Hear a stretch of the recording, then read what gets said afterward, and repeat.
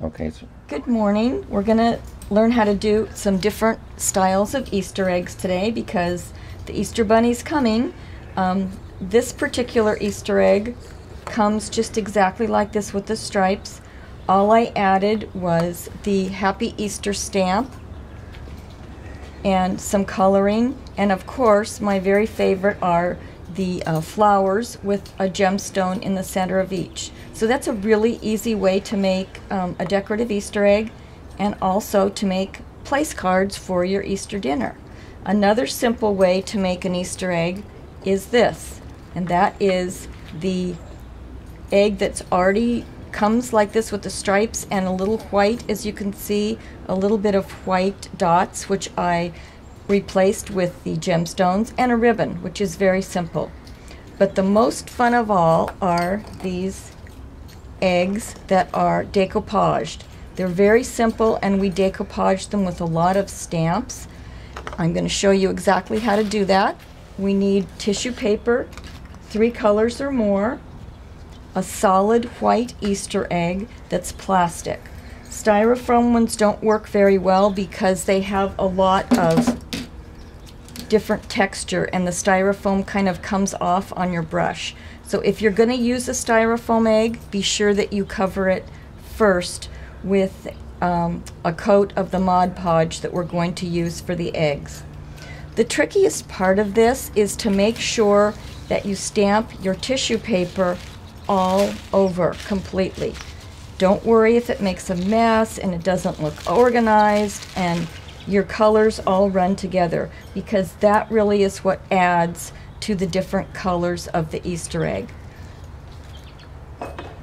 Stamping with Stays-On ink does really well because it doesn't smear when you use the Mod Podge, but you can also use pigment color inks that I used on this. After you've stamped all of your tissue paper, the next thing you're going to do is tear it into little tiny pieces. Really tiny pieces. The smaller it is, the better it looks. So I put these in 3 different bowls so that I can use them with my Mod Podge. I like to use a foam brush because it doesn't end up with a lot of little bristles all over the place. So I'm going to just put a little bit of the Mod Podge on the egg. And because there's a little bit of Mod Podge already left on my brush, I can just put my brush into the different color that I want of tissue paper that's already stamped and add them right on top of each other. You keep just adding more Mod Podge and more paper. It's very, very simple. It's a really fun project for kids to do. They can make them with different messages. One of the eggs that I showed you previously has Happy Easter on it.